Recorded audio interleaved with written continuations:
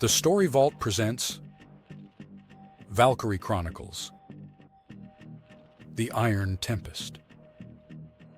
The battlefield lay shrouded in silence, but it was not the silence of peace.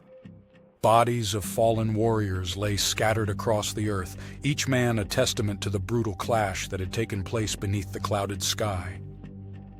In the midst of the fallen, a mighty chieftain rested, his eyes closed as if asleep, his weapon still clutched tightly in his hand, a relic of honor, of a life fiercely fought and courageously given. But peace would not find him, not yet. Rivals lurked among the carnage, watching his lifeless body with greed and malice in their eyes. They moved quietly, seeking to claim his armor, his weapon, his honor. They wanted to sully what he'd given his life to protect. And then, as if summoned by his final breath, she appeared.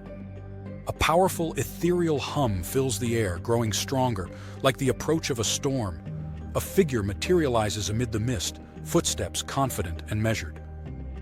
Freydis, the Iron Tempest, a Valkyrie of unmatched valor, strode across the battlefield with purpose.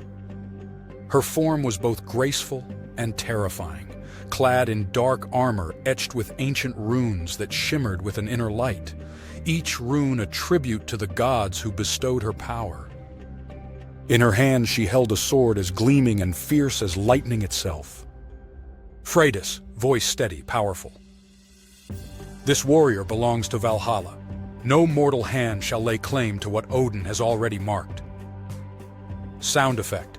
She raises her sword and a low hum fills the air, the runes on her armor glowing brighter. The rivals paused, a sense of dread rippling through them. Yet one man, emboldened by the thrill of victory, sneered. Rival, warrior with disdain. You're just a spirit, a shadow clinging to the tales of old. Step aside or be swept away like the rest. But Freydis did not waver. Her gaze hardened, her grip on the sword tightening as she took her stance, feet firmly planted. Her voice was like thunder. Freydis, I am no shadow. I am the Iron Tempest, and I will not allow this man's spirit to be dishonored. And with that, she moved.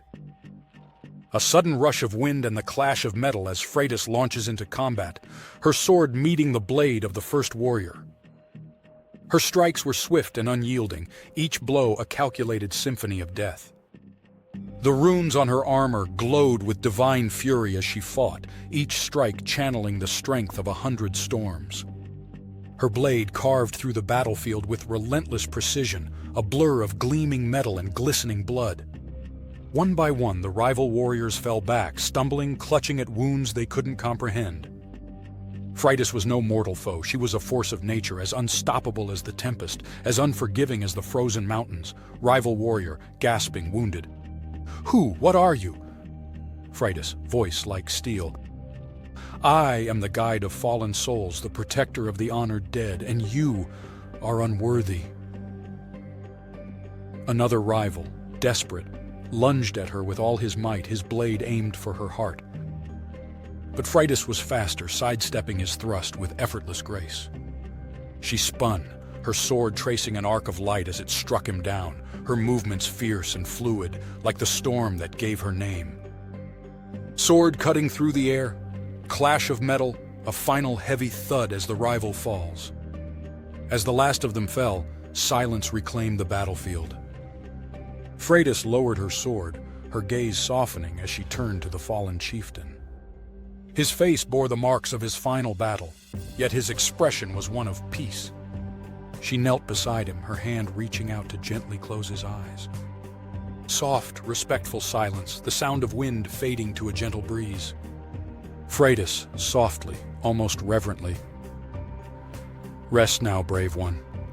You have earned your place in the halls of Valhalla. With a grace that belied her earlier ferocity, she lifted him as if he weighed nothing, her armor glowing once more with the faint blue light of the runes. And as she rose, a radiant, ethereal bridge appeared in the sky, a shimmering path to Asgard, waiting to receive this honored soul. Mystical, otherworldly sounds as the bridge appears, the soft footfalls as she begins to walk across it. Freydis carried him, her form merging with the mist, ascending to Valhalla, where Odin and the gods awaited. The battlefield below fell into darkness once more, the echoes of her presence lingering, a reminder to all who dared dishonor the fallen that the Valkyries would forever guard the worthy. The sounds fade, leaving only the faint echo of the battlefield winds as the story closes. As Freydis vanished into the mist, carrying the honored soul to Valhalla, the echoes of her fierce protection lingered, a reminder of the Valkyries' power, duty, and honor. Thank you for joining us in this episode of Valkyrie Chronicles. If you enjoyed this journey through the Norse legends, please like and subscribe to stay with us for more tales of courage and myth. Your support keeps the stories alive, and we can't wait to share the next chapter with you. Skål!